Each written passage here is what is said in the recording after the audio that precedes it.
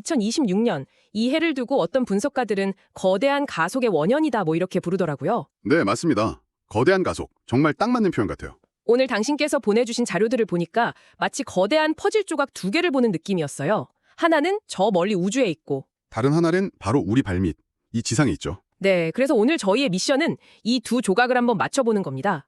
그리고 그 사이에 숨겨진 진짜 기회가 어디에 있는지 함께 찾아보는 거죠. 아주 멋진 비유네요. 그 두 조각의 핵심은 결국 비용 혁명이거든요. 비용 혁명이요? 네, 하나는 우주로 가는 비용이 거의 공짜에 가까워지는 거고요. 다른 하나는 인공지능이 로봇의 몸을 빌려서 현실 세계의 노동 비용을 제로에 가깝게 만드는 겁니다. 아, 양쪽 다 비용이 제로로 수렴하는 거군요. 그렇죠. 그래서 오늘 목표는 명확합니다. 첫째, 우주 인프라 2.0 시대에 보이지 않는 강자들, 이들을 먼저 알아볼 거고요. 네, 둘째, 피지컬 AI 로봇 시장을 과연 누가 주도할지 파악하고, 마지막으로 이 두 개의 거대한 흐름이 만나는 지점. 바로 그 교집합. 가장 큰 수혜를 입을 기업을 찾아내는 거네요. 맞습니다. 좋습니다. 그럼 퍼즐의 첫 번째 조각, 우주부터 한번 맞춰보죠. 재사용 로켓과 우주 인프라 2.0 이야기인데요. 네, 자료 보면서 제일 충격받았던 게 역시 비용이었어요. 스페이스X 스타쉽이 본격화되면 우주로 화물이 1kg 보내는데 $100도 안 된다고요? 100달러 아래로 떨어질 수 있다는 거죠. 이게 어느 정도냐면 제가 계산해보니 서울에서 뉴욕 가는 비행기표 값으로 달에 택배를 보내는 셈이더라고요. 와, 그 비유가 정말 정확하네요. 바로 그 지점이 모든 변화의 시작점입니다. 우주로 가는 택시비가 이렇게 싸지니까 그렇죠. 이제 우주는 더 이상 국가 주도의 탐사 공간이 아니게 되는 거죠. 민간 기업들의 새로운 경제 활동 무대가 되는 겁니다. 경제 활동의 무대. 보고서에서는 여기서 크게 두 가지 시장이 열린다고 봐요. 바로 우주 데이터 센터하고 우주 물류입니다. 우주 데이터 센터라는 말이 처음엔 좀 낯설었는데 듣고 보니 무릎을 탁 치게 되더라고요. 어떤 점에서요? 지상에 있는 데이터 센터는 열 식히느라 전기랑 물을 엄청나게 쓰잖아요. 아, 그렇죠. 냉각 비용이 어마어마하죠. 근데 우주는 그럴 필요가 없다는 거잖아요. 태양광 에너지는 무한하고 기본 온도는 영하니까요. 정확히 보셨습니다. 발사 비용만 해결되면 사실 우주만큼 데이터 센터의 이상적인 장소가 없는 거죠. 분석을 보니까 지상보다 운영비가 25%나 저렴해지는 시점이 온다고 하던데요. 네, 맞습니다. 그런데 이게 단순히 비용 절감 문제에서 그치지 않아요. 아, 비용보다 더 중요한 게 있나요? 그럼요. 지상에서는 아예 불가능했던 새로운 비즈니스가 가능해지는 거죠. 예를 들면 어떤 게 있을까요? 뭐 전 세계 어디서든 0.001초의 지연도 없이 금융거래를 처리하는 초저지연 글로벌 금융망 같은 거요. 와, 아니면 대륙 전체의 기후변화를 실시간으로 시뮬레이션하는 거대 AI 모델을 우주에서 돌리는 거죠. 말 그대로 하늘의 새로운 차원의 산업 인프라가 생기는 겁니다. 상상만 해도 엄청나네요.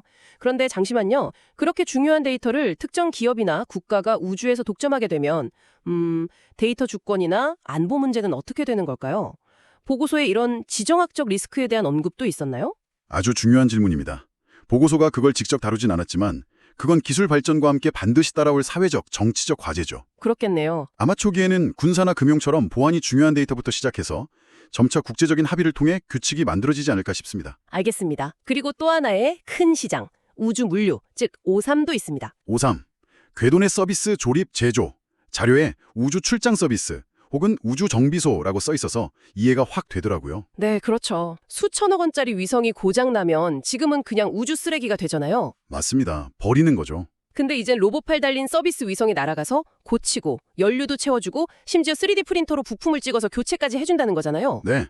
고장나면 버리는 일회용품 시대에서 고쳐 쓰고 업그레이드하는 그런 지속 가능한 우주 경제로 넘어가는 핵심 기술입니다. 이 시장 성장률이 연평균 18%라고요? 네. 2033년까지요. 우주 쓰레기를 청소하는 서비스까지 다 포함해서요. 알겠습니다. 그럼 이 새로운 우주 경제를 현실로 만드는 그 보이지 않는 주인공들, 핵심 기술과 기업들을 좀 더 깊이 들여다보죠. 우주라는 환경이 워낙 혹독해서 아무나 할 수 있는 사업은 아닐 텐데요. 물론입니다. 그래서 진입 장벽이 아주 높죠. 가장 먼저 필요한 게 내방사선 반도체예요. 방사선을 견디는 반도체요? 네. 강력한 우주 방사선을 마저도 오류가 안 나는 말 그대로 강철 갑옷을 입은 반도체죠. 아, 이 분야의 표준은 영국의 BAE 시스템즈가 만드는 라드 750이라는 칩인데요. 화성 탐사선이나 제임스 웹 망원경에도 들어갔을 정도로 독보적입니다. 위성의 관절이나 근육 같은 부품도 중요하겠네요. 진공 상태에서 또 영하 150도랑 영상 150도를 오가는 환경을 견디면서 정밀하게 움직여야 하니까요. 상상만 해도 어렵죠. 네, 이런 특수하고 까다로운 시장을 장악한 회사가 있나요? 네, 바로 무근인크라는 회사입니다. 위성의 자세를 바꾸거나 태양광 패널을 펼치는 이런 모든 정밀한 움직임을 담당하는 특수 모터 분야의 절대 강자예요. 무그, 기억해두어야겠네요. 또 하나는 위성끼리 레이저로 데이터를 주고받는 광학통신 기술인데요.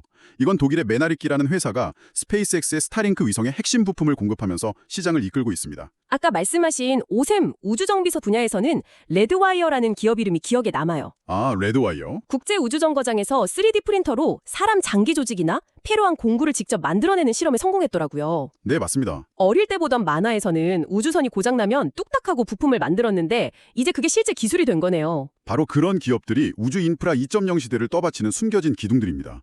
보통은 스페이스X 같은 발사체 기업만 주목하잖아요. 그렇죠. 하지만 진짜 우주 경제는 이런 첨단 부품과 소재 기술 없이는 한 발짝도 나아갈 수가 없죠. 알겠습니다. 자, 우주에 새로운 경제 기반이 깔리고 있다는 건데 이게 퍼즐의 전부가 아니었죠. 네, 같은 시각에는 지상에서는 AI가 드디어 육체를 얻기 시작하면서 또 다른 혁명이 일어나고 있었습니다. 두 번째 퍼즐 조각, 피지컬 AI가 등장이네요. 맞습니다. 아크인베스트는 이 시장이 연간 26조 달러, 우리 돈으로 하면 3경 원이 넘는 기회를 만들 거라고 봤죠. 3경원이요? 정말 엄청난 숫자네요.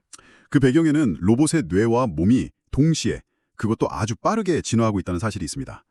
먼저 뇌의 진화를 보면 VLA 모델이 이걸 이끌고 있어요. VLA, Vision Language Action. 네, 과거 로봇처럼 개발자가 모든 상황을 예측해서 수백만 줄의 코드를 짜놓는 방식이 아닌 거죠. 아, VLA 모델.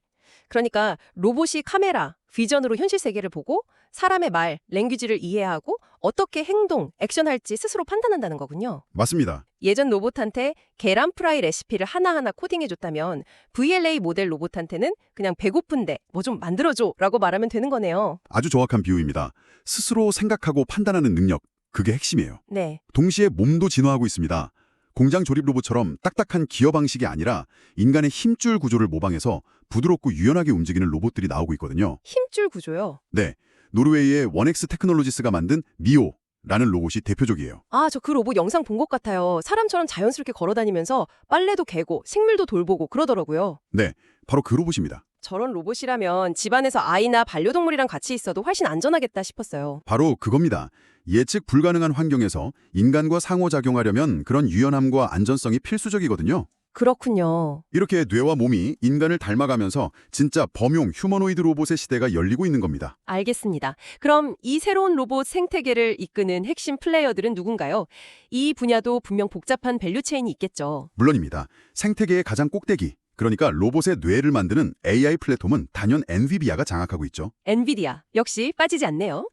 로봇계의 윈도우 OS라고 할 수 있는 그루트라는 VLA 모델이 있고요. 그루트, 그리고 로봇을 현실에 투입하기 전에 가상 공간에서 수억 번 시행착오를 겪게 하는 시뮬레이션 플랫폼 아이색으로 누구도 넘볼 수 없는 생태계를 구축하고 있습니다. 테슬라도 빼놓을 수 없겠네요. 전 세계 수백만 대의 차에서 모은 실제 도로 주행 데이터를 자사 휴머노이드 로봇 옵티머스에 그대로 이식하고 있으니까요. 그렇죠. 그게 테슬라의 가장 강력한 무기죠. 시작부터 남들은 가질 수 없는 엄청난 양의 현실 데이터를 가지고 출발하는 셈이잖아요. 맞습니다. 그리고 완성된 몸을 만드는 회사들을 보면 산업 현장용으로는 오픈 AI와 마이크로소프트의 투자를 받은 피겨 AI가, 가정용으로는 방금 이야기한 원엑스 테크놀로지스가 가장 앞서 나가고 있고요. 여기서 정말 흥미로운 이름이 또 나오네요. 로봇의 근육과 관절 역할을 하는 액추에이터 분야요. 잠깐만요. 묵. 네, 묵. 이 회사는 아까 우주 이야기할 때 나왔던 그 회사 아닌가요?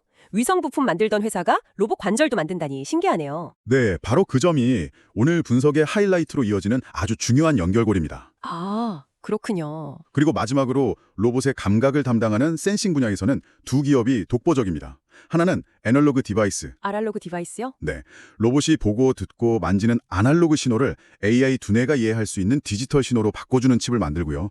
다른 하나는 허니웰인데 GPS가 안 터지는 실내에서도 로봇이 자기 위치와 균형을 정확하게 잡게 해주는 정밀 센서를 만듭니다. 자, 그럼 이제 가장 중요한 세 번째 파트, 두 퍼즐 조각이 만나는 지점으로 넘어가 보죠. 네, 방금 말씀하신 것처럼 우주 기술이랑 로봇 기술 전혀 다른 세계인 줄 알았는데 무구나 허니웰처럼 같은 이름이 계속 나오거든요. 이 점을 어떻게 해석해야 할까요? 여기서 정말 흥미로운 통찰이 나옵니다.